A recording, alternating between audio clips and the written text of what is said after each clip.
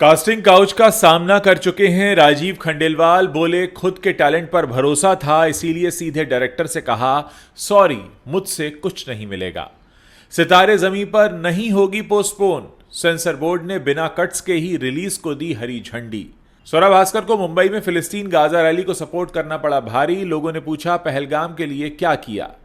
हीरा मंडी की सक्सेस के बाद भी काम के लिए तरस रही हैं अदिति राव हैदरी, अब छल का दर्द।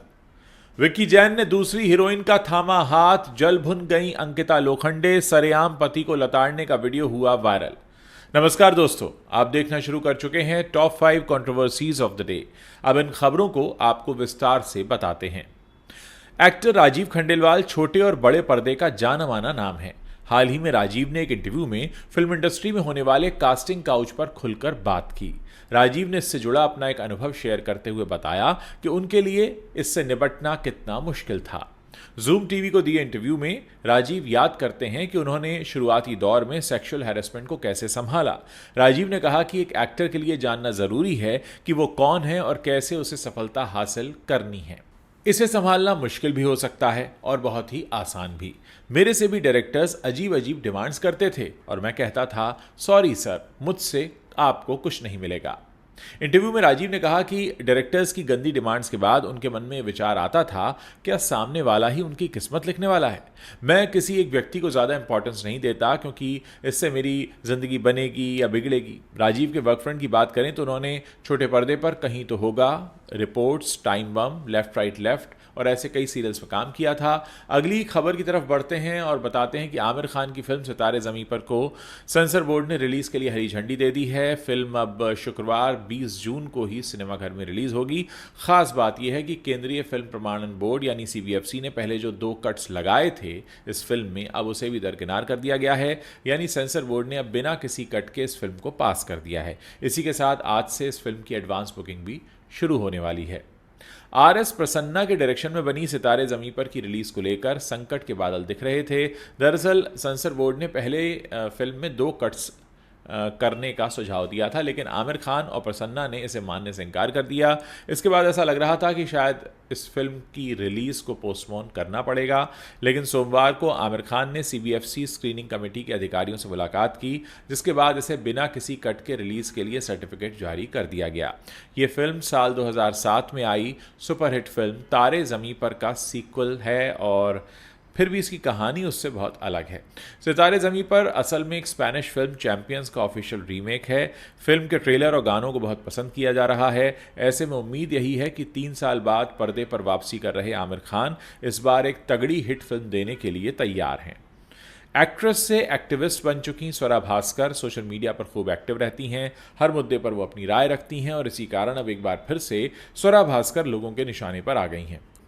उन्होंने गाज़ा और फिलिस्तीन के लिए होने वाली एक रैली में लोगों को शामिल होने के लिए कहा जो 18 जून को मुंबई के आज़ाद मैदान में होने जा रही है। इसी पर इंटरनेट यूज़र्स ने उनको लताड़ लगा दी। स्वरा भास्कर ने एक्स हैंडल पर 2 फोटोग्राफ शेयर किए जिसमें लिखा था मुंबई वालों 18 जून को फिलिस्तीन के लिए आइए।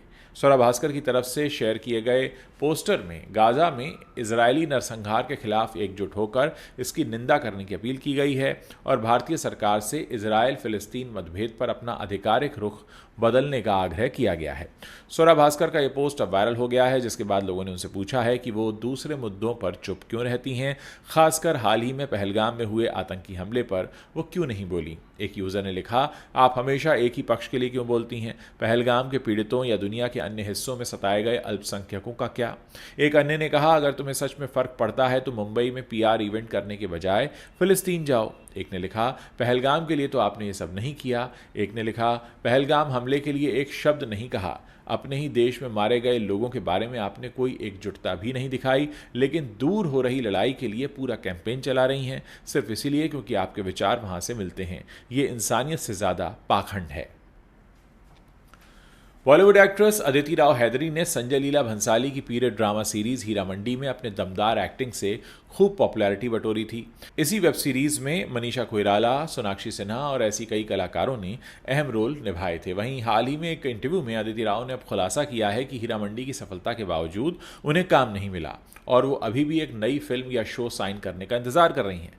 दरअसल हाल ही में अदिति राव हैदरी ने लिली सिंह के साथ एक इंटरव्यू में एंटरटेनमेंट इंडस्ट्री में महिलाओं के सामने आने वाली लगातार जो चुनौतियां होती हैं उन पर बात की। उन्होंने कहा कि उन्हें हीरा मंडी में अपने किरदार के लिए खूब प्यार मिला, खूब तारीफें मिली, लेकिन उन्हें सक्सेस के बाद भी काम के लिए तरसना पड़ रहा है। दरअसल लिली ने कहा कि जब वुमेन सेंट्रिक कहानियां सफल होती हैं तो उन्हें अक्सर एक्सेप्शन के बजाय नॉर्म के रूप में माना जाता है। अदिति ने इस पर कहा, हाँ ऐसा ही है, आप बिल्कुल सही कह रही हैं। उन्होंने आगे बताया कि शो की सफलता के बावजूद उन्होंने अभी तक कोई नई फिल्म या प्रोजेक्ट साइन नहीं किया है। अदिति ने कहा कि हीरा मंडी के बाद मुझे बहुत प्यार मिला, बहुत तारीफें मिली, लेकिन क्या मैंने अपनी अगली फिल्म साइन कर ली? जी नहीं, वो मैंने अभी तक नहीं किया है क्योंकि मैं अभी भी काम का इंतजार कर रही हूँ। टीवी एक्ट्रेस अंकिता लोखंडे अपने पति विकी जैन के साथ बिग बॉस 17 में आई थीं, जहां पति पत्नी का एक दूसरे के प्रति बर्ताव देखकर हर कोई हैरान था। बाद में दोनों ने कई दफ़ा कहा कि ये उनका प्यार है, लेकिन यूजर्स इस बात से सहमत नहीं हुए। अब एक बार फिर कुछ ऐसा ही नज़ारा देखने को मिला, जहां विकी ने एक हीरोइन का हाथ पकड़ा तो अंकिता उन पर भड़क गईं और सबके सामने ही उन पर चिल्लाती नजर आईं। उनका वीडियो अब वायरल हो रहा है और एक बार फिर यूजर्स उनकी फिरकी ले रहे हैं।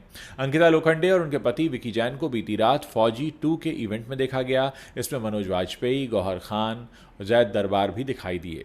मीरा चोपड़ा भी वहां पर थी। वायरल वीडियो में विकी ने मीरा का हाथ थामा हुआ है और वो उनसे बातचीत कर रहे हैं। जब वो मीरा से बात कर रहे थे तब अंकिता उन्हें गुस्से से घूर रही थीं। वो वहीं खड़ी थीं और दूर से उन्हें लगातार देख रही थीं। जैसे ही विकी मीरा का हाथ छोड़कर उनसे बात करने के बाद अपनी बीवी अंकिता के पास आते हैं तो वो सवाल करने लगती हैं कि तुम कर क्या रहे थे। इस पर विकी जवाब देते हैं और उनको समझाने की कोशिश करते हैं, लेकिन यूजर्स दावा कर रहे हैं कि अंकिता ने विकी को चुप करा दिया। एक ने लिखा, विकी अपनी बंदी के अलावा सब लड़कियों के साथ फ्रेंडली होता है और अपनी बीवी को जलील करता रहता है। दूसरे ने लिखा, अंकिता के लिए बुरा लग रहा है, वो क्या चाहती थी और उसे क्या मिला।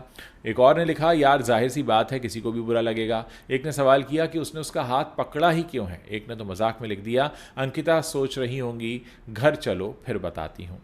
तो दोस्तों, ये वो टॉप 5 कंट्रोवर्शियल खबरें हैं जो इस वक्त इंटरनेट पर छाई हुई हैं। अगर आपको ये वीडियो पसंद आ रहा है तो उसे अपने दोस्तों के साथ शेयर करना मत भूलिएगा। और हाँ, जाते जाते आप हमारे चैनल को लाइक कर सकते हैं, सब्सक्राइब कर सकते हैं, ताकि जब भी हम कोई नया वीडियो पोस्ट करें उसकी जानकारी आप तक तुरंत पहुंच सके।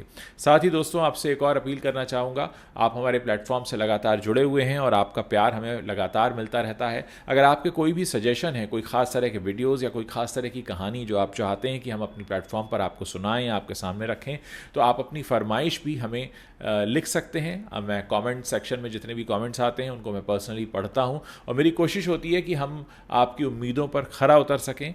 और इसी क्रम में लगातार कंटेंट को बनाने का और पोस्ट करने का सिलसिला चलता रहता है। उम्मीद है आप हमारे प्लेटफॉर्म को एंजॉय कर रहे हैं और अगर आप हमारे प्लेटफॉर्म को वाकई पसंद करते हैं तो अपने करीबी लोगों को भी हमारे वीडियोस आप फॉरवर्ड कर सकते हैं, उनके साथ शेयर कर सकते हैं, ताकि हम ज़्यादा से ज़्यादा लोगों तक पहुंच सकें। उम्मीद है कि आपको हमारा वीडियो भी पसंद आया होगा।